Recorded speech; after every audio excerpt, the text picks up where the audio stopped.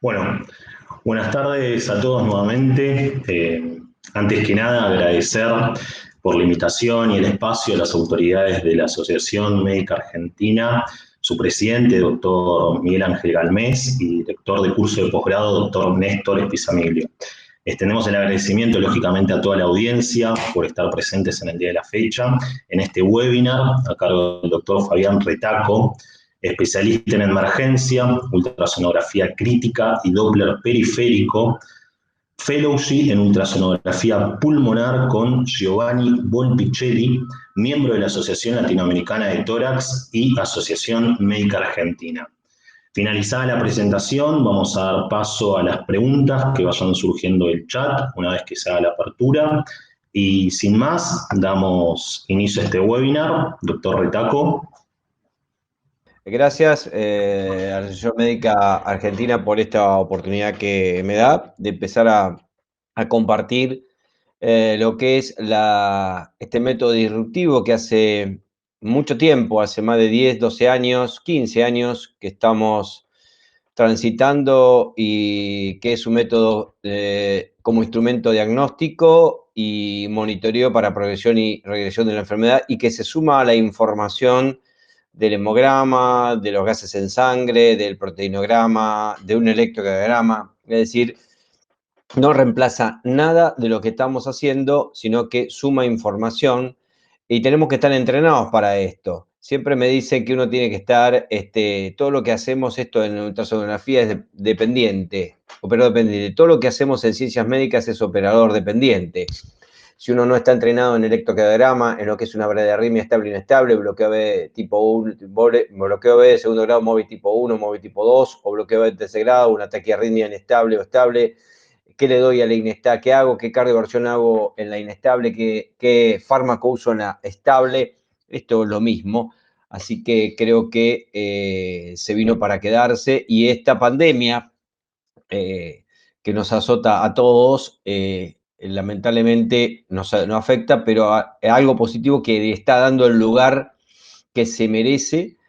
Hace mucho tiempo la ultrasonografía, sobre todo no solo para descubrir una neumonía o la progresión o regresión de la enfermedad, sino para lo que es en el contexto clínico de una evaluación hemodinámica en un paciente estable o inestable, cuando uno tiene que proceder y saber si hay progresión o regresión de la enfermedad. Para poder entender lo que voy a explicar, aquellos que no son imagenólogos o no saben o que no vienen de la ultrasonografía, voy a dar algunos conceptos básicos de lo que tenemos que entender y por qué vamos a usar dos tipos de sondas en cualquier examen que hagamos de cualquier aparato que tengamos que interrogar.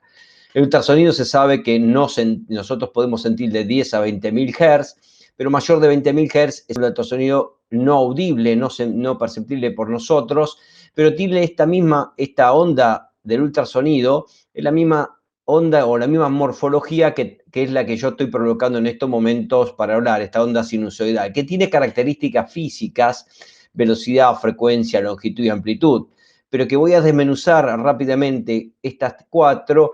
¿Y por qué puse en amarillo ello? Porque esta es la que debemos saber y que nos van a dar tenemos que saber de dónde viene o qué características tiene para poder usar las diferentes sondas y darle la aplicabilidad justa. Y por supuesto, este ultrasonido depende, si no le ponemos gel, agua, porque se desplaza a través del agua, no podemos ver las interfaces e interrogar los diferentes tejidos. O sea que lo único requerimiento que necesita es el gel con agua. La velocidad, si uno puede, se vio que cada tejido o tiene diferentes densidades, por lo tanto va a tener diferentes velocidades. Pero sería un problema si yo estoy interrogando el abdomen y tengo que adaptar para ver el hígado a 1550 metros por segundo, pero si después tengo que ver el riñón le tengo que poner 1560 y si tengo que evaluar el tejido blando 1540 o tengo que evaluar el hueso a 4080 metros por segundo.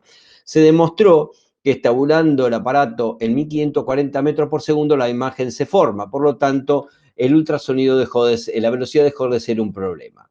Y la amplitud es la profundidad con la cual voy a a entrar hasta dónde voy a poder visualizar la estructura anatómica que estoy interrogando, sea tórax, sea abdomen, sea muslo, sea cuello. ¿De qué va a depender la amplitud? De las dos características físicas que puse en amarillo. De la longitud de onda, que la longitud de onda es la distancia que hay entre cresta y cresta, entre pico montaña y pico montaña de esta onda sinusoidal. ¿Y qué significa eso? Cuanto más juntas están las crestas, las puntas de montaña, es decir, que cuanto más veces se repiten por segundo, nos van a dar una frecuencia, y cuando menos veces se repiten por segundo nos va a dar otra frecuencia. Significa que longitud de onda está interrelacionado directamente proporcional con la frecuencia. Y esto, a mayor frecuencia o a menor frecuencia, es lo que define las ondas y los traductores. Significa que un traductor será de baja frecuencia cuando estas ondas se repiten menos ciclos por segundo, y será de alta frecuencia cuando estas ondas se repiten más ciclos por segundo, y por eso están los traductores de baja frecuencia y de alta frecuencia. El de baja frecuencia, que van de 2 a 4,5 MHz, es que nos va a dar profundidad, ¿sí? Vamos a ver mejor. Esto voy a utilizar abdomen, y sobre todo lo que voy a utilizar en el tema que nos toca hoy en el trauma. Y el lineal lo voy a utilizar de baja frecuencia para evaluar, por ejemplo, la pleura, para evaluar vasos o lesiones de vasos vasculares, o una trombosis venosa profunda, o en abdomen para buscar un proceso inflamatorio como es el apendicitis o la diverticulitis, o la estenosis hipertrófica pelórica, o la invaginación intestinal. Pero vamos a empezar ahora, ya que aprendimos y sabemos qué vamos a utilizar, para qué usar una baja frecuencia, que es el convexo, mayor profundidad, y el lineal, alta frecuencia, de menor profundidad. Vamos a ver los artefactos fisiológicos que generan y que van a dar que la estructura que estoy analizando no tiene patología, porque cuando el ultrasonido entra en contacto con el tejido hepático, por ejemplo, o con el vaso, encuentra el diafragma, pero encuentra aire en la base pulmonar derecha, encuentra aire en la base pulmonar izquierda, genera un artefacto que se llama la imagen especular. Es como si el hígado se continuara en la base pulmonar derecha, o el vaso se continuara en la base pulmonar izquierda. Significa que, fíjense, hígado, diafragma e aire es una imagen especular, como si el hígado se continuara. Esto nos hace decir que en la base pulmonar derecha, la base pulmonar izquierda, en ese paciente traumatizado no hay afectación. Otro artefacto importante que nos va a dar mucha información es cuando el ultrasonido pasa todo y nada lo detiene. ¿Qué significa esto? Es muy simple. Hay un ejemplo. Cuando yo pongo en un vaso de a medio llenar con agua un lápiz o una lapicera, se dobla. Es un vicio de refracción. La saco y la lapicera no se dobló. ¿Qué significa? Esto lo que pasa y nos genera es cuando el ultrasonido, en este caso, atraviesa líquido, que es esto de vejiga, es orina, genera lo que se llama un refuerzo posterior, que esto es como si fuera la luz antiniebla que yo pongo cuando conduzco con el coche en la neblina, me genera este refuerzo, esta imagen blanca hiperecogénica, que lo que me está diciendo que por encima de esto hay líquido. La ultrasonografía no sabe si es sangre, si es orina, si es trasudado o sudado. Es el contexto clínico que me va a decir esto. Por supuesto, en esta topografía que estoy analizando la vejiga, no hay otra cosa que va a ser, es líquido. Pero traducido a un paciente que tiene un trauma tóraco-abdominal, cuando hay pérdida de la imagen especular y hay refuerzo posterior con esta imagen anecoica, me está diciendo que esa base pulmonar derecha está ocupada y se perdió la imagen especular, hay refuerzo posterior y se viene de un contexto clínico que se cayó de 5 metros, no va a ser otra cosa que sangre. Como ven, en este caso, un trauma abdominal cerrado, como hay líquido libre en el abdomen y ese líquido desplaza al hígado con esa abundante cantidad de líquido libre en el abdomen. Entonces, otro artefacto importante que tengo que ver, que es fisiológico en algunas situaciones y patológico, no va a dar patología en otras, es cuando el ultrasonido no pasa nada, es todo absorbido y genera lo que se llama la sombra acústica. Acá estoy analizando, interrogando pulmón, esto es costilla a un lado, costilla al otro, la pleura está en el medio. Pero si esta sombra acústica me nace de la vesícula, no hay otra cosa que litiasis vesicular. Si está dentro del riñón, será cálculo, se entra dentro de una vejiga, será lito en vejiga y, por supuesto, contexto clínico. Por eso nunca uno tiene que separarse del contexto clínico del paciente. Nunca tengo de ser emergentólogo, nunca tengo que ser terapista, nunca tengo que ser médico generalista, nunca tengo que ser cirujano. Es decir, lo peor que puedo hacer es que no revise al paciente, no interrogue al paciente y le saque ese fruto de esos 5 minutos de interrogación que me va a dar, al sumar la ultrasonografía, certeza al diagnóstico, iniciar un tratamiento precoz. Y la precocidad es lo que le va a dar disminuir la mortalidad y el único beneficiado va a ser el paciente. Pero todo esto aplicado ahora al trauma, por eso es la ultrasonografía en el siglo XXI, es dejar atrás un poquito atrás lo que se llama el ECOFAS. Hoy, lamentablemente, un servicio de emergencias se habilita si tenemos un desfibrilador o tenemos un respirador, pero no se habilita si no tenemos un ecógrafo donde podemos evaluar al paciente que viene de la emergencia cardiovascular o no cardiovascular, trauma o no trauma. Hoy es esfuerzo nuestro propio tener esto y aprender y capacitarse en esto. Ya el ATLS lo ha introducido dentro del examen primario, revisión primaria, donde mientras estamos colocando 2 vías cortas y gruesas y haciendo el ABCD, entra la ultrasonografía para ver si tiene lesiones graves que me va a matar al paciente en las primeras horas o en la primera hora, la hora de oro. Por eso, ¿y por qué entendió esto? Porque todo es al lado del paciente. No lo tengo que movilizar, lo hago al lado de él y lo puedo repetir. Es un método dinámico que puedo observar si hay cambios o no hay cambios. Y por supuesto ahora voy a dar la evidencia científica. Ya en el 2001 el Colegio Americano de Emergencias emite una certificación, una comunicación donde dice por qué los que trabajamos en unidades críticas debemos tener este método como sumar información y que no competimos con ecocardiografistas, con ginecólogos ni con imagenólogos. Pero no alcanzó con esto, que ya en el 2006, en el departamento de Ottawa, Canadá, hay un trabajo que se hizo con ultrasonografía al pie de cama del paciente, donde evidenció se redujo 139 minutos de diagnóstico de embarazo ectópico y 211 minutos reducir el paciente y llevarlo a cirugía. Esto es tiempo vida, tiempo tejido, tiempo músculo, tiempo es cerebro, tiempo es oxigenación tisular adecuada. Esto nos ayuda, ese iceberg que es nuestro paciente, que muestra muy poco y tengo que descubrir mucho, es el ultrasonido que se vino para quedarse y para aportar información. Fíjese, este trabajo que también se hizo en el mismo servicio, redujo el diagnóstico de aborto en manos de imagenólogos de 180 minutos, lo redujo a 15 minutos. Y el aneurisma complicado, es decir, la catástrofe cardiovascular en el servicio de emergencia, de 83 minutos a 5 minutos en manos de los que recibimos a estos pacientes y tenemos que estabilizarlos y compensarlos. Es decir, hay mucha información, lamentablemente debería hacerse el 100% en manos nuestras, pero hoy solamente no llega ni llegamos al 45% de los que estamos trabajando en situaciones críticas. Y por supuesto, hay trabajos de evidencia de mayor satisfacción y de evidencia de calidad asistencial cuando el paciente es asistido y en el mismo lugar que se está recepcionando, se está resucitando o se está evaluando ese paciente, se realiza el estudio.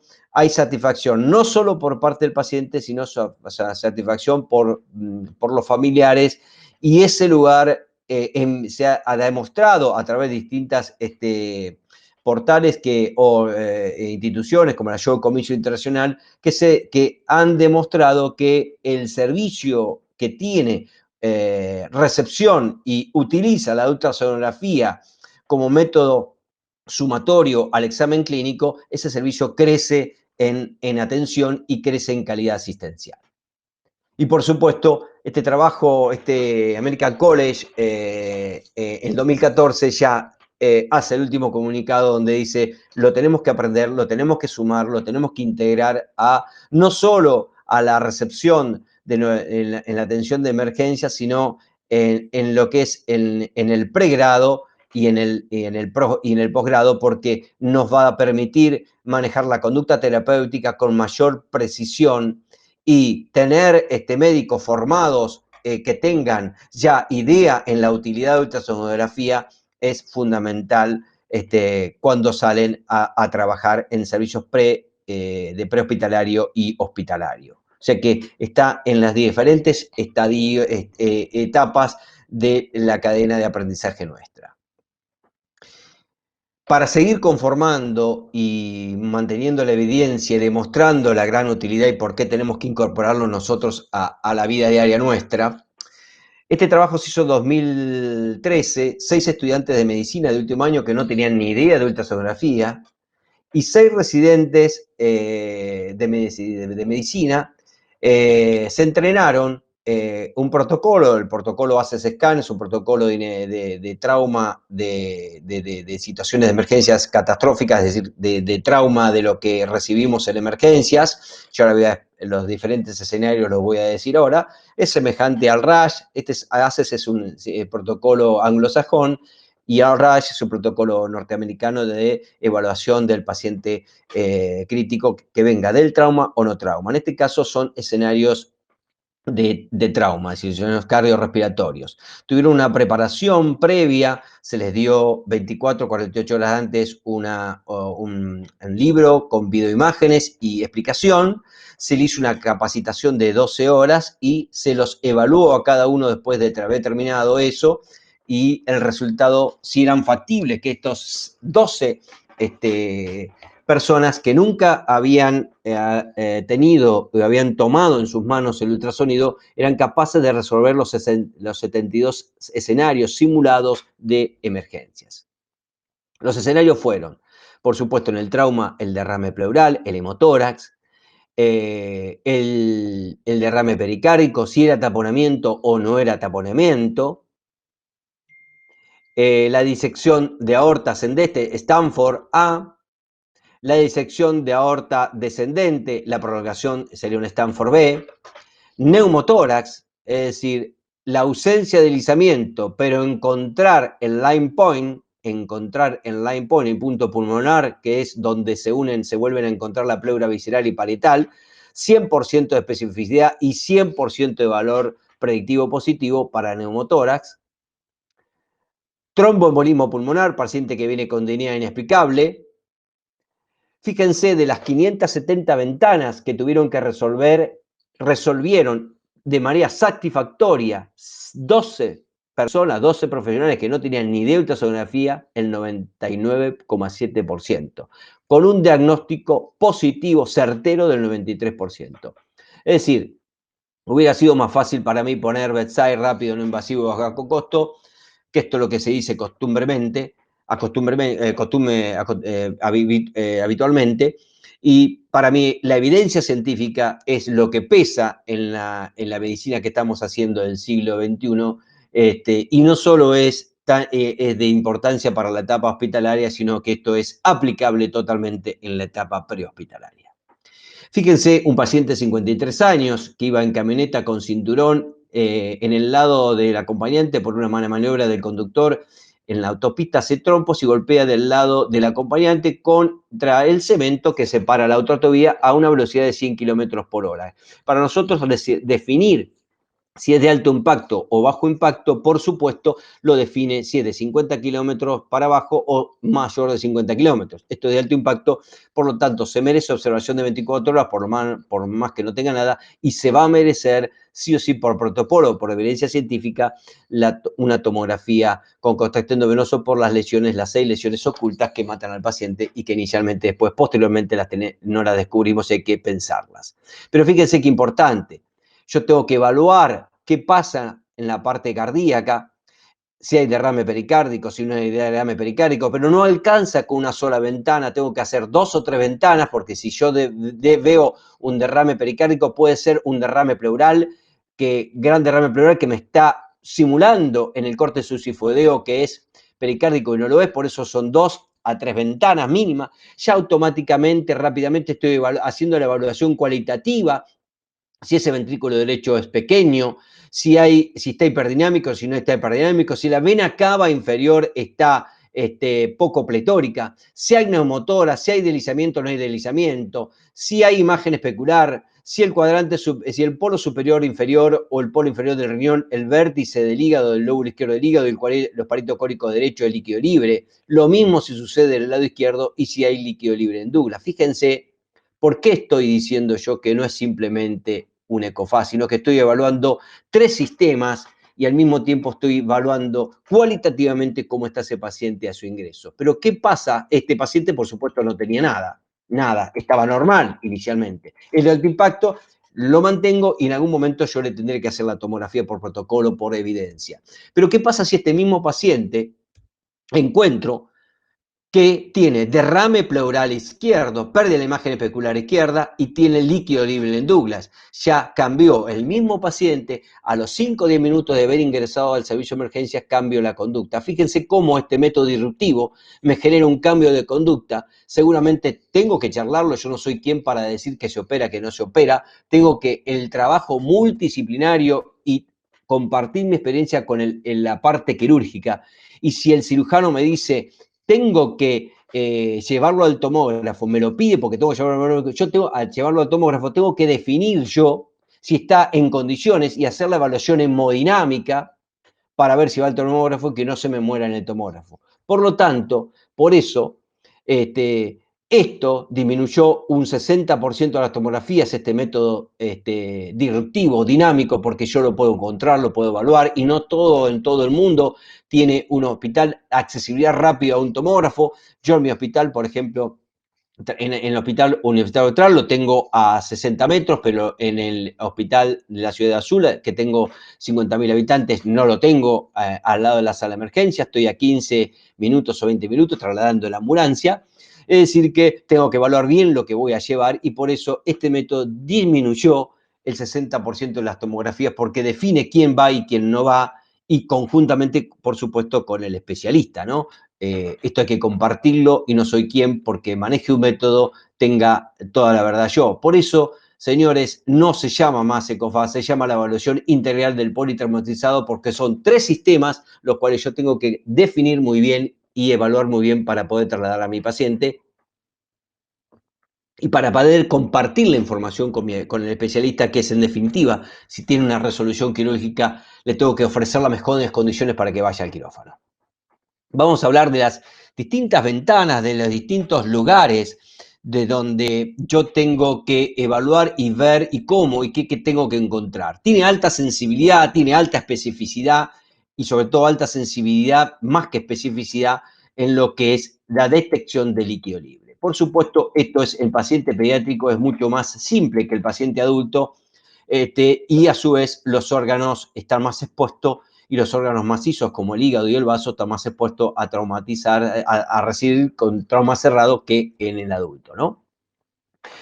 Esto habla de la sensibilidad y especificidad para el líquido libre, pero esto también va a ser importante sumar la clínica, ver cómo fue la sistemática del trauma, si hubo vuelcos, si no hubo vuelcos, si hubo muertos, si se deformó el coche, es decir, esto por eso siempre digo, no dejemos de ser lo que somos, emergentólogos, clínicos, terapistas, porque a la clínica le sumamos la información del ultrasonido, va a aumentar nuestra sensibilidad y nuestra especificidad diagnóstica. Pero lamentablemente hay que comentarles también que el 29% de los traumas cerrados de abdomen y el 35% en pediatría, en adultos el 29%, en pediatría el 35%, no vuelcan líquido al abdomen y lo voy a tener que sospechar, lo voy a tener que ir a buscar seguimiento. Por eso yo siempre digo, a veces me dicen, ya le hice la tomografía, está todo bien, bien, se la hicieron a las 2 horas de haber ingresado, ¿y qué pasa con las otras 22 horas que tengo que observar a mi paciente? Porque puede hacer un derrame pleural,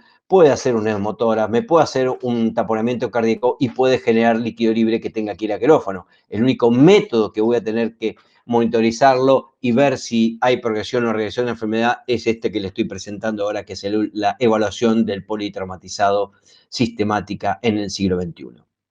No tengo el tiempo de considerar y de ir desmenuzando cada una de estas observaciones que puedo en el curso que doy de avanzado. El paciente, lamentablemente, que tiene líquido libre, ya un ascítico que se traumatizó, yo no puedo diferenciarlo si hay o no más líquido libre, pero sí a través de la evaluación hemodinámica, si está inestable o no, me va a hacer sospechar que algo está pasando. Pero vamos a analizar algunas de estas características, como la peristalsis, el peristaltismo, no confundir con líquido libre en el abdomen, y nuestros pacientes vienen con estómago lleno, nunca vienen con ayuna, siempre cuando se traumatizan o tienen un accidente de tránsito o estaban tomando alguna infusión o alguna alimentación y puede confundir cuando voy al cuadrante superior izquierdo. Entonces yo tengo que definir muy bien y diferenciar muy bien. Esto, por ejemplo, es vejiga, es útero, y esto es vejiga, útero, este es un DIU, y tengo que ver si esto es líquido libre o esto es líquido libre. Todo me quedo quietito, no tengo apuro de definir mi paciente, tengo que tener tranquilidad. Todo lo que se mueve, desaparece, o todo lo que el anecoico que está dentro, algo que se está en movimiento, va a ser peristaltismo. Esto no tiene movimiento, no se mueve, no se desplaza, no desaparece, esto es líquido libre. Esto es el primer tip que tengo que tener presente y esto lo defino con tranquilidad y observación. Pero cuando voy, por ejemplo, analizo el cuadrante superior izquierdo, voy con riñón, voy con vaso, ahí lo tengo, y veo algo que a veces hago una insoniación en lugar de hacerlo bien, cortar longitudinal, insonio hacia arriba, interrogo hacia arriba, entonces esa interrogación hacia arriba puede que haya líquido libre o puede que esté interrogando y me dé información de la parte del fundus gástrico. Entonces, si yo tengo duda y estoy nuevito en esto, si es líquido libre o no, porque es una imagen muy bien anecoica, no tiene imágenes de restos alimentarios, como le puedo mostrar más adelante. ¿Qué puedo hacer yo para definir esto? Como es un método dinámico, le pongo una sonda nasogástrica. Si esto desaparece, era estómago ocupado, y si no desaparece, era líquido libre. Fíjense, como un método tan simple, colocarse una sonda nasogástrica, puedo definir mi paciente y determinar si tiene líquido libre, si ese trauma ha generado sangre, líquido en el abdomen o tenía alimentos en proceso. Y por supuesto, si mi especialista me pide que quiere llevarlo porque quiere estar más seguro, porque ha decidido intervención quirúrgica de este paciente, me pide que lo lleve a quirófano, el gol estándar de la tomografía. Por eso no es un simple COFAX. Yo tengo que evaluar el estatus líquido del paciente, el ventrículo derecho, el ventrículo izquierdo, función sistólica, función diastólica, función sistólica, función diastólica, la vena cava inferior, es decir, bomba tanque, y si el pulmón está bien, si no hay nada que lo mate o que se me muera en la sala de tomografía. Por eso, señores, esto se llama evaluación sistemática del politraumatizado y ya hace mucho tiempo que nosotros no hacemos ECOFAS. ¿Qué debo evaluar en el área pericárdica? El primer corte que nos enseñaron siempre es el oxifoideo, pero le digo que no alcanza. Siempre hay que hacer 2 mínimos ventanas o 3 para descartar que no tengo un derrame pericárdico y sobre todo si ese derrame pericárdico es taponamiento o no es taponamiento. Solamente con el corte sucifoideo no me alcanza. Si yo descubro que tiene un derrame pericárdico y tengo que ver si está taponeado o no, tengo que hacer un sucifoideo sumado a una apical o un sucifoideo sumar a un paraesternal largo. Mínimo 2. Si puedo hacer 3, mucho mejor. Este, por supuesto, es el hígado, ventrículo derecho, aurícula derecha, ventrículo izquierdo, aurícula derecha, aurícula izquierda. No hay nada que se interpone. El hígado no hace una muy buena ventana para ver y evaluar si hay derrame pericárdico o no. Por ejemplo, con lo que sucede en este caso, yo tengo algo anecoico que se achica y se agranda en la sístole y la diástole, no hay otra cosa que es derrame pericárdico, diferente a lo que sucedía acá, fíjense, pero que con solamente un solo corte no me va a alcanzar para saber si realmente esto está taponeado o no, si necesito un drenaje urgente que yo haga hasta que venga el equipo quirúrgico. Porque el derrame puede venir 20 milímetros. yo he tenido derrames de 25 milímetros y el paciente no está taponado. Es decir, es la agudeza, el tiempo con que se hace el derrame. Si no le da tiempo a la serosa a distenderse, es cuando se va a taponar. ¿Y cuáles son los signos que yo tengo que ir a buscar? Hay dos signos importantes: colapso del ventrículo derecho en diástole o colapso de la aurícula derecha en diástole. No tienen por qué estar los dos para definir taponamiento. Esto define taponamiento. O se colapsa el ventrículo derecho en diástole, o se colapsa la aurícula derecha, o los dos, ¿no? ¿Y por qué pongo esto en trauma? Porque si yo veo una deformación, en un muslo, yo sé que por trauma en la TLS me enseñó que puede estar sangrado un hueso largo de 1200 a 1500 mililitros, y una pierna sangra un hueso largo 700, estimativamente 750 mililitros. Y esto sería si hay una deformación de muslo derecho y una pierna derecha, y el paciente pesa 70 kilos, la volemia es alrededor de 5 litros, ya tiene el 50% de la volemia acá en este miembro inferior. Si no lo estabilizo, el hueso sangra, hay que estabilizarlo, y el hueso produce dolor, la fractura, aumento de consumo de oxígeno, aumento de la hipoxia. Y recuerden que nuestros pacientes de trauma se mueren por hipo, no el hipo común, sino por hipoxia, hipovolemia, hipotermia. Entonces hay que ir a contrarrestar todo eso. Fíjese este paciente, 43 años, iba en su camioneta con cinturón de seguridad a una velocidad de 100 km por hora. Por la presencia de un animal en la ruta, intenta no atropellarlo, y esto genera una pérdida del control del vehículo, produciendo despiste y vuelco. Extraído por el servicio de emergencias prehospitalario, movilizado con tabla larga y cuello cervical. Perfecto.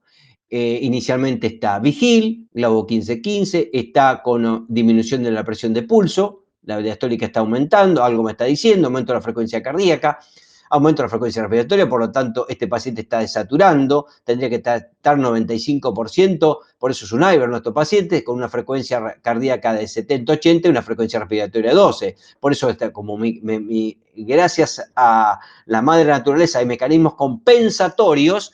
Por eso este paciente no está inestable todavía, con un dolor 8 en 10.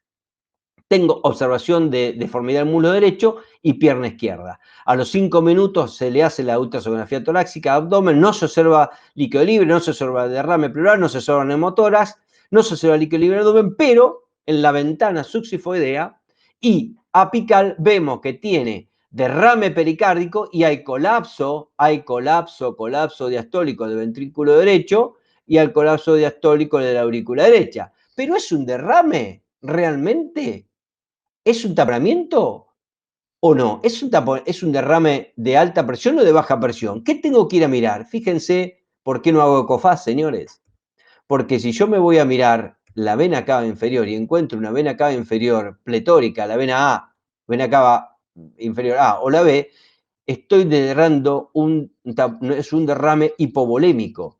Yo tengo que expandir a mi paciente y generarle que mejorar el tanque, y si después, teniendo esta vena cava inferior en la C, sigue o persiste el colapso diastólico en el ventrículo derecho o en la aurícula derecha, ahí sí, señores, es un derrame, un taponamiento. Lo otro era un paciente que tenía hipovolemia, iba a ser una iatrogenia. Por lo tanto, el índice de colapsabilidad de la vena cava inferior mayor de 55% en pediatría en adulto habla de una hipovolemia, y si la mido también la puedo medir. Una hipovolemia en adultos, una vena cava inferior de 9 milímetros para abajo, es una hipovolemia hasta que se demuestre lo contrario. Por eso es importante también saber, porque si yo tengo un derrame bilateral, por ahí y estoy viendo me dice que es derrame pericárdico, y por eso tengo que hacer diferentes ventanas. Y una ventana que me define muy bien si es pericárdico o pleural es el paraesternal largo, el eje largo, donde la descendente anterior, la arteria descendente anterior, me dice que todo lo que está por delante de la arteria descendente anterior es pericárdico, todo lo que está por detrás es pleural. El mismo significado, señores, tiene cuando yo tengo una catástrofe cardiovascular en la aorta abdominal. Si todo aneurisma o una disección de aorta está a 20 milímetros de la mesentérica superior, es infrarenal, la mortalidad es del 84-80%, y si está a menos milímetros es renal, compromete las renales, la mesentérica superior, por lo tanto la mortalidad asciende al 95-99%. Fíjense la importancia que tiene esto, Acá hice un corte socioinfoideo, por supuesto un derrame que tiene colapso, y lo que estoy comprobando acá, que está por delante de la aorta descendente, es un derrame pericárdico. Pero este derrame está por delante, por detrás de la aorta descendente, por lo tanto es un derrame pleural tabicado, me lo está diciendo, y por supuesto tendré que hacer el examen pulmonar para ver y si tengo, estimar el volumen y clínicamente si tengo que drenarlo o no. Y por supuesto, los gordos son gordos por fuera y gordos por dentro, y esto asevera mucho más por qué no seguimos haciendo ecofás. La grasa pericárdica no tiene nada que ver con el derrame y puedo confundirme, me puede confundir en un paciente hipovolémico que dice que tiene derrame. La grasa pericárdica no acompaña a la sístole y la diástole y no es anecoica, que si no tiene una heterogeneidad que no tiene nada que ver con un derrame pericárdico. Por lo tanto, esto no se drena porque tengo un paciente hipovolémico y esta grasa pericárdica me puede confundir derrame y tengo que tener presente las características, qué es un derrame anecoico y qué es un derrame heterogéneo. La grasa no se ve anecoica, la grasa no acompaña a la sístole y la diástole y todo lo contrario hace un derrame pericárdico. ¿Qué tengo que evaluar en cuadrante superior derecho? Y por supuesto la imagen especular, pero sobre todo evaluar el polo superior, siempre toda la parte media, acá un derrame laminar me cambia el diagnóstico, evaluar lo pareto cólico derecho y evaluar el vértice del lóbulo izquierdo del hígado. Esto todo es Morrison. Lo haré por etapas, haré primero la imagen especular, diafragma e hígado y después veré qué pasa con el resto de la zona. Si esto me da normal, me quedo tranquilo y pasaré al cuadrante superior izquierdo. Pero ¿por qué los derrames, o mejor dicho, por qué el Morrison, el 90% del líquido libre, el 97% del líquido libre va a aparecer en el Morrison? ¿Por qué es el lugar de más de declive? ¿Y por qué si yo hago esto, lo aconsejable es hacerlo en Trendelenburg invertido y 5 minutos antes de hacer el examen de la evaluación del paciente traumatizado? ¿Por qué?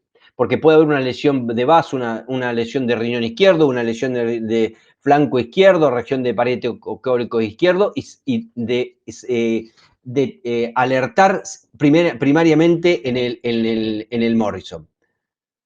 Porque está el ligamento forenocólico izquierdo, que le hace una canaleta para que todo lo que sucede a nivel de hipocondrio izquierdo y tercio superior del flanco izquierdo vaya al Morrison, y si a este paciente lo pongo en Trendelenburg invertido, sensibilizo el método. Esto es un caso clínico real que recibí en el Hospital Universitario Austral, paciente de 13 años que iba en camioneta con cinturón de seguridad en el habitáculo de atrás, y por una mala maniobra en autopista hace trompo, golpea del lado contrario a él, no golpea del lado de él, contra el cemento que la separa la autovía. Es la autopista Buenos Aires-Pilar.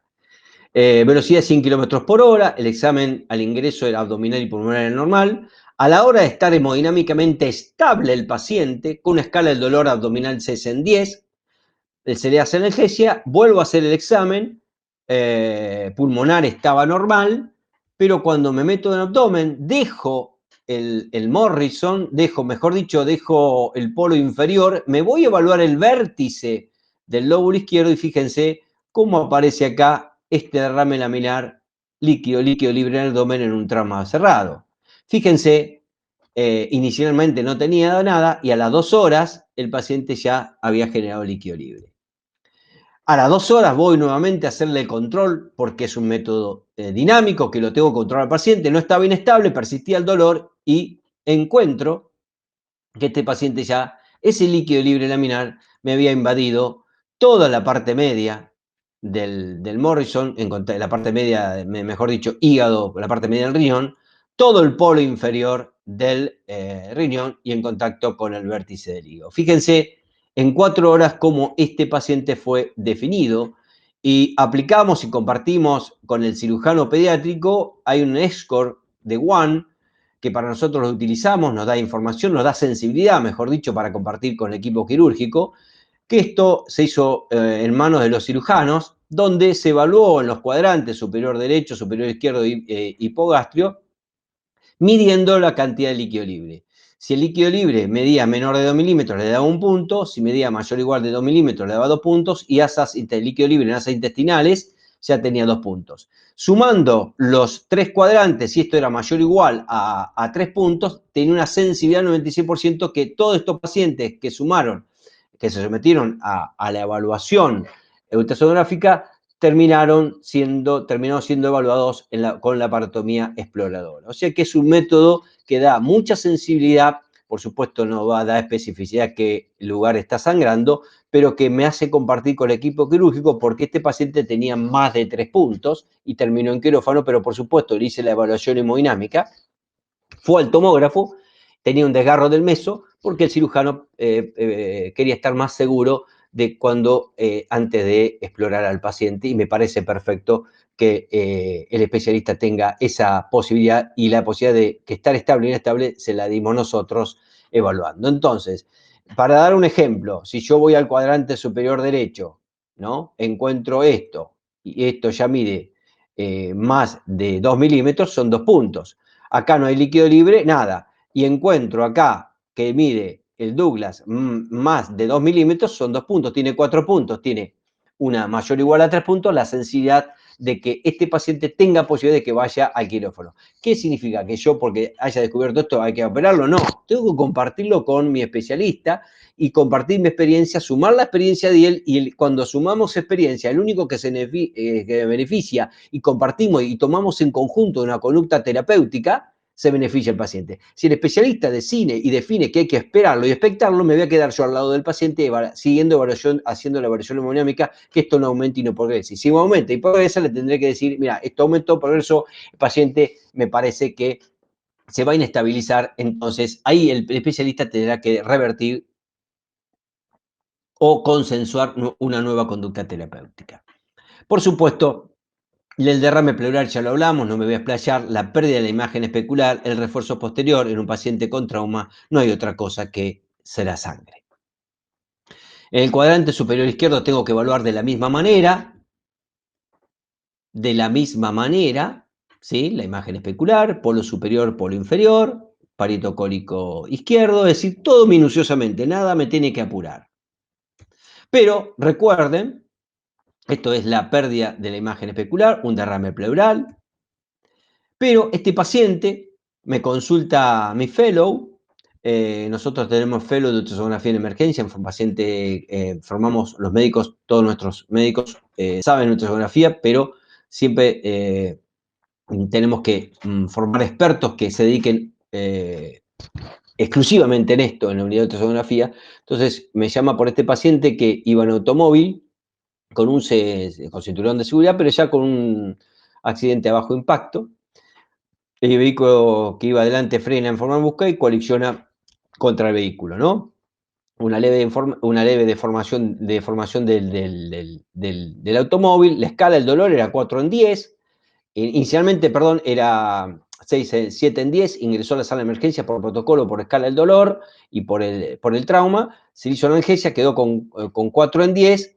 Y cuando el fellow le hace la ultrasonografía, me dice que le quedan dudas en la imagen que ve en el cuadrante superior izquierdo. Este es el vaso. Perdón, este es el vaso. Y cuando hace la insonación encuentra esta imagen que no sabe si es líquido libre o no. Entonces, ¿qué le dije que hiciera? Bueno, ¿cómo sabes si va a ser líquido libre o no? Poner una sonda nasogástrica. Y cuando le colocamos la sonda nasogástrica, por supuesto, era alimento en proceso, esto desapareció. Esto es alimento, esto es realmente, cuando ven esta cosa así, es alimento en proceso en el estómago, pero cuando somos nuevitos y tenemos duda, colocar una sonda nasogástrica no mata, salva vidas y nos ayuda a diferenciar si es líquido libre o no. Y en hipogastrio siempre hay que revisar el hipogastrio con vejiga plena. La vejiga plena nos dice si hay líquido libre o no. Me puedo comer un líquido libre laminar, puedo pasarlo desapercibido si la vejiga plena no está llena. Yo siempre que si la vejiga plena, hago el examen y la vejiga no está llena, termino de revisar ese hipogastrio con vejiga plena. Recuerden que todo lo que se mueve desaparece, el peristaltismo, no el líquido libre. Y muchas veces esto es líquido libre, el Douglas con vejiga plena. Fíjense, en este caso, al llenar, a veces no la... ¿Qué hacemos? Si el paciente permite volumen sin necesidad de colocar una sonda vesical, esperamos que se llene, y si no, puede ser un paciente anoso o decidió el médico en ponerle sonda vesical, aprovecho esa sonda vesical para llenarla, y donde no había líquido libre empieza a aparecer líquido libre laminar y cambió la conducta terapéutica y el tratamiento del paciente. Esto, por supuesto, es líquido libre, una gran imagen anecoica, no hay periltatismo, no hay nada que lo borre, y fíjense que está la vejiga poco llena, poco plena. Seguramente esto la lleno, este líquido libre que parece leve puede llegar a ser moderado. Por eso siempre terminan revisando hipogastrio con vejiga plena. Esto es normal, y fíjense dónde está el líquido libre ahí, acumuladito ahí en el Douglas. Bien chiquitito, esto cambia el diagnóstico en un paciente que deviene del trauma. Y recuerden, peritaltismo de líquido libre. Todo lo que se mueve desaparece, o toda imagen anecoica que tiene movimiento, que está dentro de algo que tiene movimiento, es asas intestinales, y esto no es asa intestinal. O sea que esto es un buen tip para diferenciar líquido libre de no líquido libre. Estimar la cantidad de líquido libre es una estimación, lo que voy a dar ahora, no es que sea con exactitud, pero si yo tengo líquido libre en pelvis, el que le mostré con esa buena cantidad, ya tengo en un paciente traumatizado y 100 mililitros de sangre. Si está en el Morrison, como el niño que le mostré que a las 2 horas sangró, que tenía desgarro del meso, con tren del Embor invertido, 600 mililitros, y si está en 3 cuadrantes, hay mínimo de 1 litro de sangre en ese abdomen. Así que esto nos ayuda a estimar también la gravedad de mi paciente. Por supuesto, entonces, por eso la evaluación sistemática de politraumatizado no es ECOFAST, porque tengo que evaluar no solo si hay derrame pericárdico, sino cómo está cualitativamente y cuantitativamente mi paciente en la evaluación hemodinámica, estatus líquido, ventrículo derecho, ventrículo izquierdo, vena cava inferior, pulmón, los cuadrantes superior derecho, cuadrante superior izquierdo y el hipogastrio si hay líquido libre. Entonces, ¿cuál es la sistemática? Yo tengo un paciente que deviene del trauma, si es líquido libre tiene positivo, está estable, y mi especialista, mi compañero quirúrgico quiere llevarlo al tomógrafo, yo evaluaré desde el punto de vista hemodinámico si está en condiciones. Si le digo que está inestable, no le queda otra que llevarlo a quirófano. ¿Qué pasa si me da negativo? Bueno, si me da negativo, lo observo, alto impacto, tendré que tenerlo 24 horas en observación. Por supuesto, por protocolo, todo paciente con traumatismo de alto impacto hay que hacerle una tomografía con contraste endovenoso por las lesiones ocultas de aorta, de esófago, de diafragma, y la repetitividad me va a decir si está positivo o negativo, y paso acá. Si es positivo, está estable, y mi especialista, mi compañero, decide llevarlo al tomógrafo, hago la evaluación hemodinámica. Y si es negativo, se irá a su casa. Y el dudoso, porque el 29, el 30% de los traumas cerrados abdomen adulto y 35% en pediatría me va a dar negativo, lo tendré que observar continuamente, por más que le haya hecho la tomografía con evaluación hemodinámica, para ver si me sangra o no. Fíjense, el claro ejemplo fue ese paciente pediátrico que ingresan sin nada, a las 2 horas un líquido libre laminar, y a las 4 horas, es decir, en 6 horas, el paciente entró a quirófano. A pedido de mi amigo doctor Néstor Spizamiglia, voy a dar algo, no tengo mucho tiempo porque el tiempo es tirano, pero porque esto de neumotoras no es para hablar en 10 minutos ni en 15, tiene su explicación y su importancia, pero ¿qué debemos pensar cuando nuestro paciente tiene un neumotórax simple que deviene del trauma? Este trabajo científico se hizo en el 2014, y yo por ultrasonografía puedo semi-cuantificar, y tiene tanta sensibilidad como la tomografía, y mucha más sensibilidad y especificidad que la placa de tórax. Por supuesto, sáquenle una foto y léanlo porque es un trabajo. Y la técnica de exploración el escaneo que tengo que hacer cuando pienso en neumotórax no es la misma que cuando estoy analizando un cerebro intersticial cardiogénico o no cardiogénico o cuando busco una neumonía. Esta es la técnica, la escalera, la técnica del zigzag. Al paciente lo pongo en decúbito supino. El líquido va a ir abajo, pero el aire va a ir arriba, y el lugar de mayor, donde se va a ir el aire, por eso lo voy a poder, en decúbito supino, va a ser a nivel de la tetilla. Si lo pongo en semisentado, el aire se me va a ir arriba y se me va a mezclar con la sombra acústica que me genera la clavícula de la primera costilla. Por lo tanto, hay que ponerlo en decúbito supino. Y si hay ausencia de deslizamiento, que ahora vamos a ver los tips que tengo que buscar para ver si es un neumotórax, hago ausencia de deslizamiento, deslizo, bajo, ausencia de deslizamiento, deslizo, bajo, hasta encontrar lo que se llama el line point, el punto límite del neumotórax donde se vuelven a unir la pleura parietal y visceral. Entonces, primero, porque no toda ausencia de deslizamiento es neumotórax. Una telectasia puede ser un neumotórax, un gran derrame puede ser ausencia de deslizamiento, una consolidación puede tener ausencia de deslizamiento. Lo que tengo que encontrar es esto, señores, es el signal endpoint donde vuelve a haber deslizamiento, donde no hay deslizamiento y deslizamiento. Es el punto donde se vuelven a encontrar la pleura parietal y visceral, porque en el neumotórax la pleura parietal está pegada, la que se separó es la visceral. Eso es el line point. Si yo encuentro ausencia de deslizamiento, encuentro line point, es 100% de especificidad para neumotórax y 100% de valor predictivo positivo para neumotórax. Pero ¿qué tengo que pensar? Buscar ausencia de deslizamiento. No hay. Presencia de líneas A. Las líneas A siempre van a estar. ¿Por qué? Porque está la pleura parietal. Y no es una clase de pulmón, no tengo tiempo, pero cuando el ultrasonido encuentra a la pleura y encuentra aire, se forman lo que es un artefacto, que es otro artefacto, que son las reverberancias, que las líneas A. Entonces, como está la pleura A, la pleura parietal, la línea A siempre va a estar. Lo que tengo que encontrar en punto pulmonar, en line point, lo que no tiene que haber es ausencia, lo que no tiene que haber es pulso pulmonar, porque el pulso pulmonar es un signo de atelectasia y no de neumotórax. ¿Y qué es el pulso pulmonar? Ese movimiento sincrónico que le transmite el latido a la pleura, que se mueve horizontalmente. La pleura tiene ausencia de deslizamiento y es como si el corazón la cacheteara, pero se mueve en el sentido horizontal, si ustedes me están viendo ahí mi mano acá. Si hay pulso pulmonar, no es neumotórax. Y si hay línea B, no es neumotórax. ¿Por qué? Porque las líneas B se forman, nacen de la pleura, porque está pegada a la pleura visceral y parietal, por lo tanto no es neumotórax. Entonces, ¿qué tengo que ver? Que haya ausencia de deslizamiento, que haya presencia en la HIPON, que haya ausencia de pulso pulmonar o que haya ausencia de líneas B. Si hay eso, estoy confirmando, si se cumplen estas cosas, por lo menos las primeras tres cosas, hay neumotórax.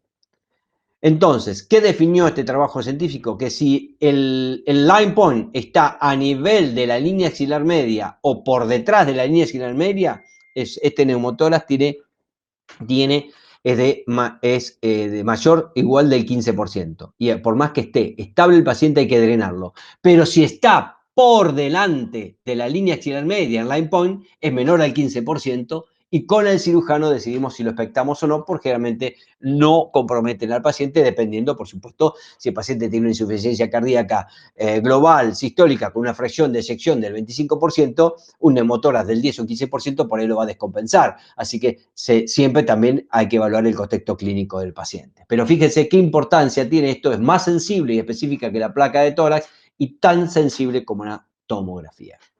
Pero señores, no terminamos acá. Esto es un regalito que les quiero dejar porque hay 4 tipos más de neumotórax: los neumotórax complejos, el doble neumotórax, el hidroneumotórax y el neumotórax multisectato. ¿Qué es el doble neumotórax?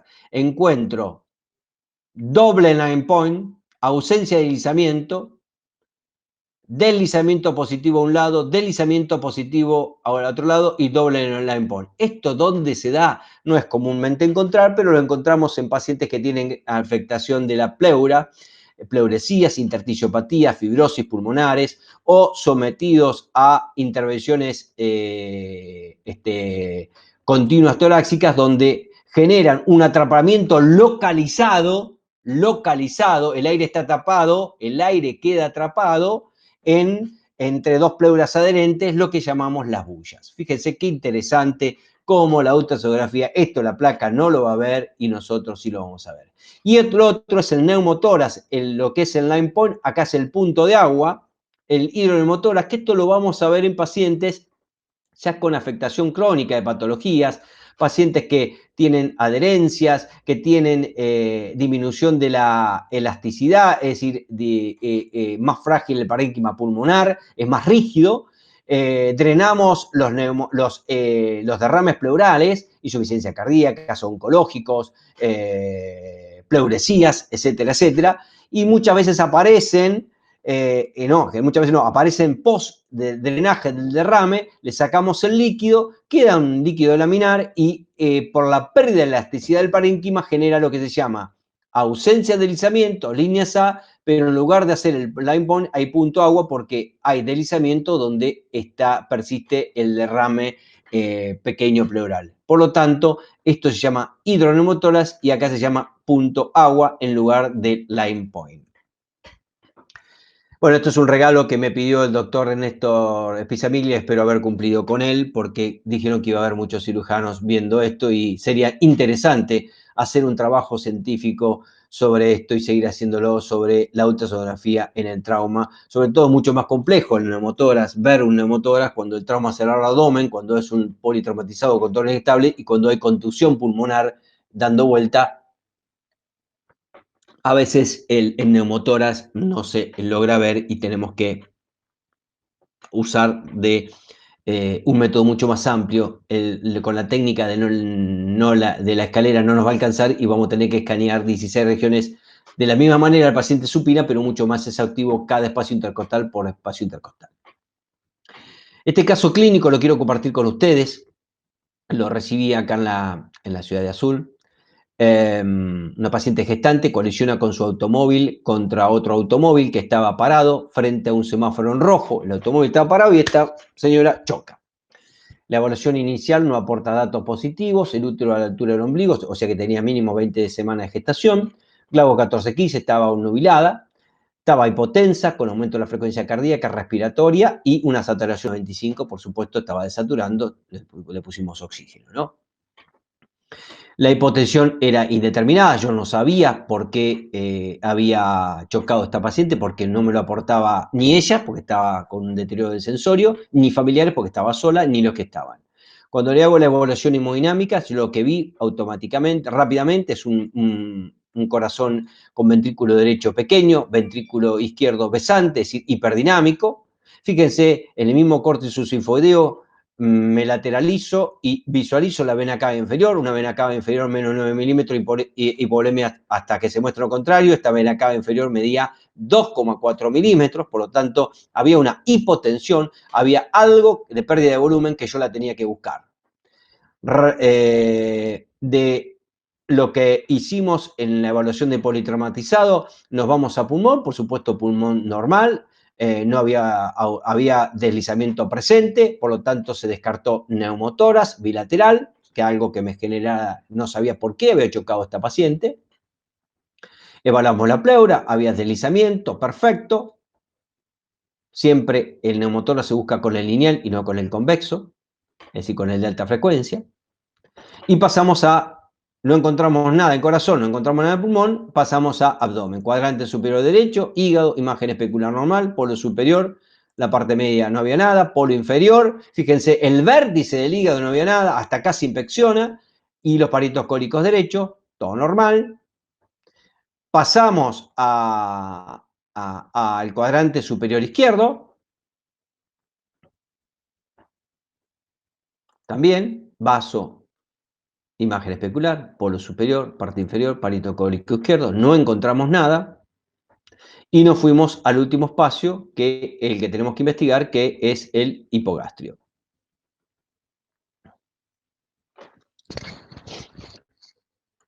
Evaluamos, por supuesto, evaluamos si había sufrimiento fetal. Una frecuencia cardíaca de 100 por minuto es sufrimiento fetal, tengo que salvar a la madre. Recuerden que una paciente embarazada, la placenta no la ayuda a su hijo, sino que hace de Jun y en lugar de darle sangre a los dos, distribuye toda la sangre a la madre, por lo tanto, es el único método que tiene para que yo compense la bomba tanque y tuberías de la bomba tanque es la ultrasonografía, porque yo tengo una buena volemia, le repongo la volemia, estoy ayudando a su hijo, la placenta hace eso, hace todo lo contrario, y no hay otro método para poder ayudarla. Fíjese lo importante, el ultrasonido. En lugar de salvar a los dos, salva a la madre. Y encontré, esto es saqueo gestacional, encontré gran cantidad de líquido libre. Es decir, esto, ya saben, esto era mucha cantidad de líquido libre. Me fui al anexo derecho, no encontré nada. Y cuando me voy al anexo izquierdo, encontré por qué había perdido conocimiento, por qué chocó, porque se había roto un quiste hemorrágico de 8,5 milímetros. Fíjense, uno en trauma dice, en trauma hay que indagar por qué chocó el paciente. No es lo mismo que el paciente choque y se trae un árbol, choque contra un árbol, que haga una ACV, pierda el conocimiento y choque el árbol. Tiene el ACV y lo que le generó el accidente de tránsito. Y el único método para redescubrir esto, no tengan duda que esto que le estoy presentando hoy. Pero no termina todo acá, porque es un arte. Porque la ultrasonografía vimos trauma, porque me sirve para ver catástrofes cardiovasculares, porque me sirve para evaluar la evaluación cardíaca, función sistólica, diastólica o patología cardíaca, porque me sirve para evaluar el globo ocular, si hay lesiones o traumas oculares cerrados, y yo tengo que evaluar si hay lesión del compartimento anterior o posterior, procesos biliares, colecistitis, apendicitis, diverticulitis, invaginación intestinal, cólico renal, trauma renal, emergencias uterinas, embarazo ectópico, el quiste como vimos ahora, trombosis venosa profunda, pensando en tromboembolismo pulmonar, traumas cerrados en la parte musculoesquelética, donde puedo ver si hay un síndrome compartimental o no. Por todos los procedimientos guiados bajo eco. Tengo que drenar un tórax, lo hago bajo ecografía. Tengo que drenar un abdomen, lo hago bajo ecografía. Tengo que hacer un acceso venoso central, lo hago bajo ecografía. Así no hago daño. Paro cardíaco. Yo estoy metiendo la ultrasonografía en el paro cardíaco en esos 10 segundos que veo el ritmo, tengo que ver qué tiene. Si el paciente está en la actividad eléctrica sin pulso o asistolia, el único método que me va a ver si estoy haciendo buen masaje, o si tiene un taponamiento, o si tiene un neumotor de tensión, o si tiene un tromboembolismo pulmonar, lo va a decidir la ultrasonografía, porque lo único que define el laboratorio es la hipercalemia, la hipopotasemia o la acidosis metabólica. Todo procedimiento guiado, pero no terminó acá. Mido el nervio óptico en mi traumatismo de cráneo cerrado, porque si el nervio óptico mide más de 5 milímetros de hipertensión intracraniana, me acelera el proceso de neuroimagen. La evaluación del gasto cardíaco, del flujo cardíaco a través de la carótida del BTI para ver si el paciente respondió a fluidos. El corazón me dice si respondió a fluidos, pero quien soporta fluidos me lo va a decir el pulmón. La evaluación de la función sistólica, de la evaluación diastólica. Ese paciente que se fracturó el fémur y la pierna izquierda, que tengo que reponerle 2.000 mililitros, si tiene 75 años, tiene una disfunción diastólica grado 1. Y si tiene una difusión diastólica de grado 1, no le puedo pasar la misma cantidad de fluidos rápido como se la tengo que pasar a un paciente de 30 años. Yo voy a generar a este paciente que le tengo que poner el líquido, lo voy a encharcar y le voy a generar un pulmón húmedo y estoy agravando y haciendo daño. Y mi función no es hacer daño. Fíjense cómo a este paciente, al evaluar la función sistólica y diastólica, esos 2 litros que le perdió por la fractura del fémur y del tibia y peroné, se lo voy a hacer de una manera diferente que un paciente joven. La causa del dolor, ¿dónde está el dolor? El bloqueo nervioso, acá en trauma, a los cirujanos les va a encantar. Bloqueo nervioso del nervio lungo-torácico y del nervio spin. En las fracturas anterolaterales, 3 o más fracturas anterolaterales, unilaterales o bilaterales, tengo que hacer el bloqueo del lungo-torácico y me inhibe el dolor durante 6 a 8 horas. Por lo tanto, evito la disfunción respiratoria, que el paciente se me inestabilice, y está demostrado que maneja mucho mejor y no se me descompensa y no va al tórax inestable. Pero si tiene fracturas posteriores, le hago el bloqueo SPIN. O sea, fíjese todo lo que tenemos que hacer nosotros en la emergencia. La evaluación de la excursión diafragmática en el paciente asmático. En la evaluación del índice de obstrucción, la fracción de engrosamiento, el índice de obstrucción en el paciente asmático, en el descenso, la evaluación de la fracción de engrosamiento del diafragma en el winning, en el destete, tanto adulto como pediátrico, y la evaluación cuando estoy intubando al paciente, si fue a esófago o fue a tráquea.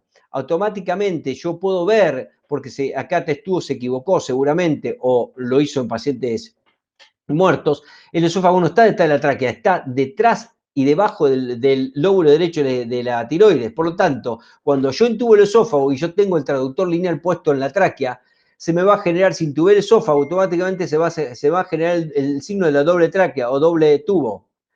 Lo que hago rápidamente le digo, sacá porque intubaste el esófago. Si no se forma el signo doble tubo, doble tráquea, significa que intubé la tráquea, que el tubo fue donde tuvo que ir. ¿Y qué hago? Le hago deslizamiento pulmonar izquierdo, deslizamiento pulmonar derecho, excursión diafragmática derecha, excursión diafragmática izquierda, y si el tubo está en 24, lo dejo colocado en 24 y chau, de radiografía de tórax. Fíjense la utilidad de la ultrasonografía, por qué tenemos en el siglo XXI, no es solamente ECOFAS. Bueno, creo que lo he hecho en tiempo récord, había mucha información que poner, que localizar, que introducir. Seguramente, Cristian, habrá muchas preguntas y estoy a disposición de ustedes y ojalá los espero en el curso que vamos a iniciar ahora el 12 de agosto en la Asociación Médica Argentina de Ultrasonografía Pulmonar. Muchas gracias y escucho las preguntas. Que fue una excelente presentación, deja clara en evidencia su experiencia, ese amplio conocimiento en el tema, creo que fue muy claro, muy concreto, y sí algunas preguntas que se fueron suscitando, hizo mención al último con el tema de la vía aérea, por ahí si puede dar mención un poco más acerca de la aplicación de ultrasonografía en lo que es cara y cuello. Cara y cuello con respecto a qué patología. Un politraumatizado. Sí, no, por supuesto. Sí. Primero, todo hematoma o todo algo que me desvíe la vía aérea, me comprometa la vía aérea, lo va a detectar con el traductor lineal.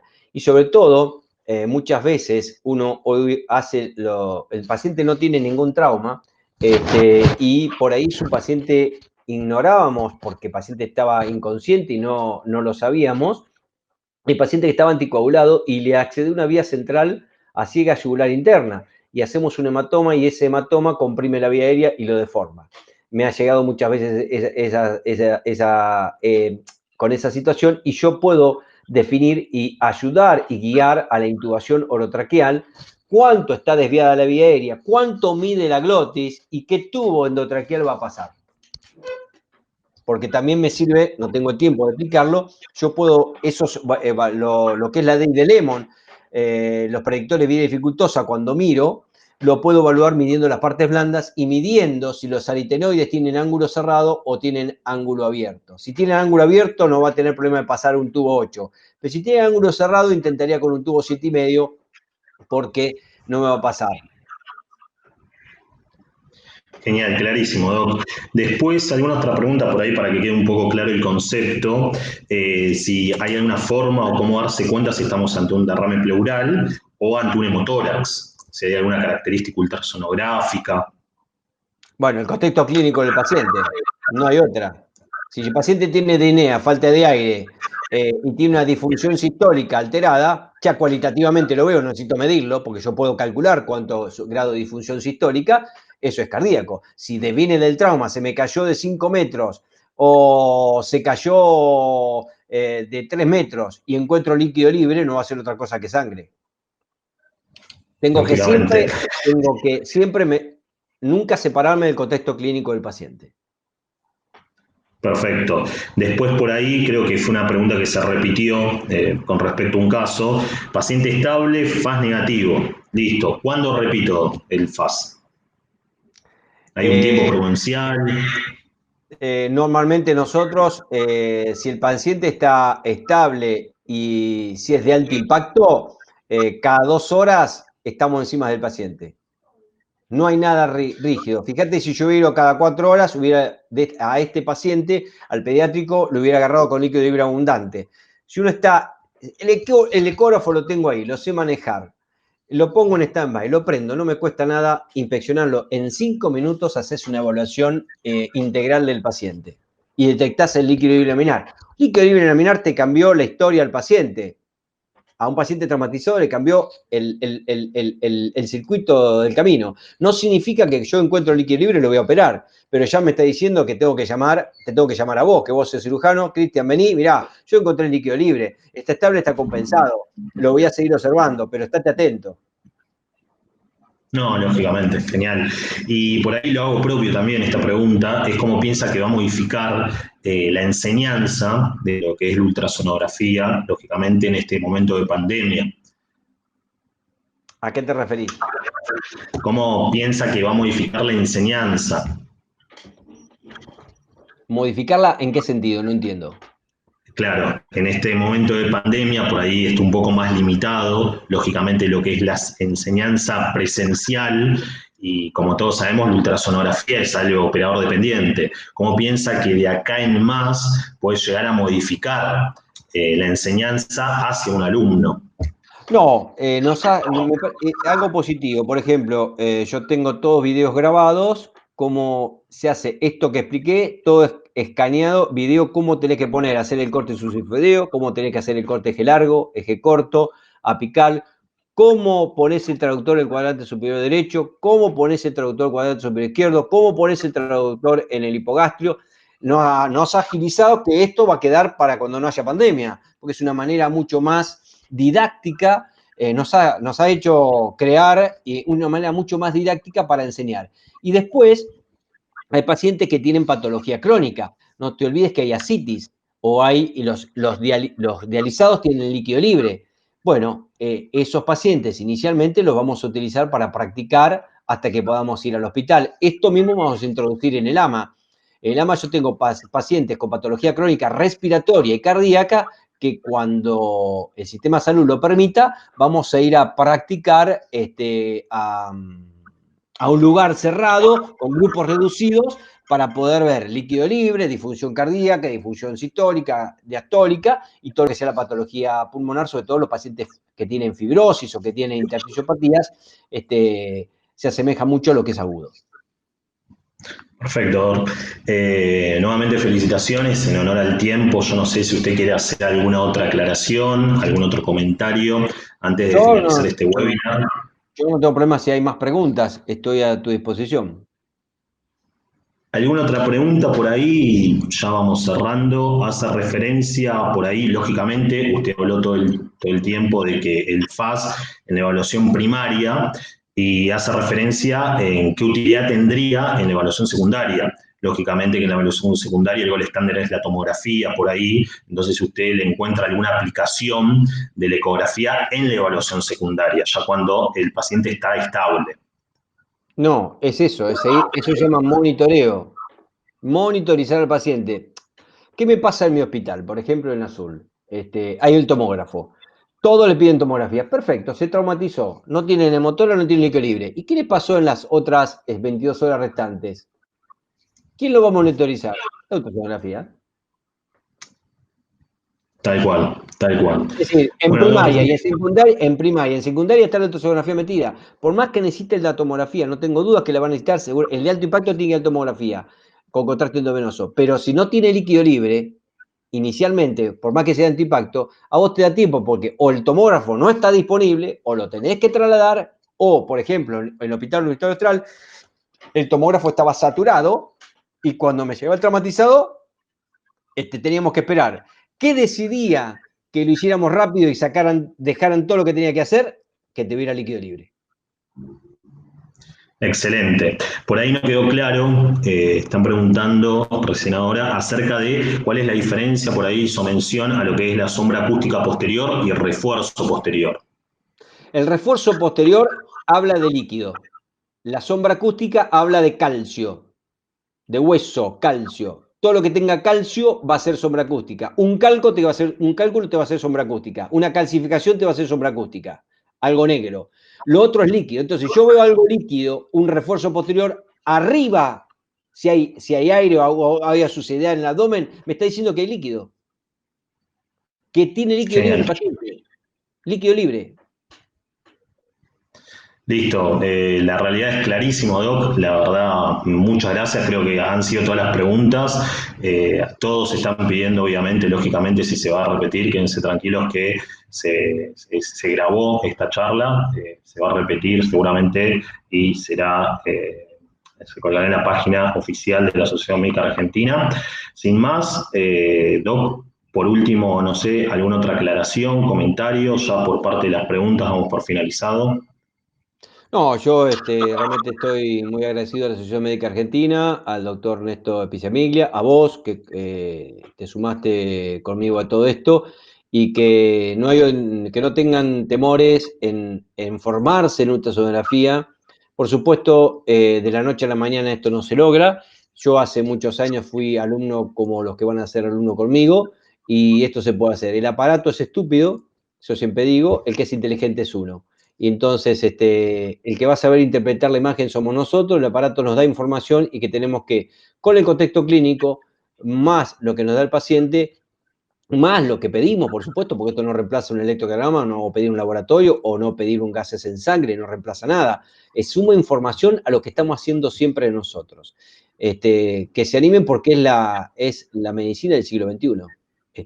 Hoy los médicos generalistas, en España, por ejemplo, Canfi, son los que contuvieron en el COVID-19, ultrasonografía pulmonar. El 80% de la contención primaria en evaluar los pacientes en triage y hacer ultrasonografía fueron los médicos generalistas.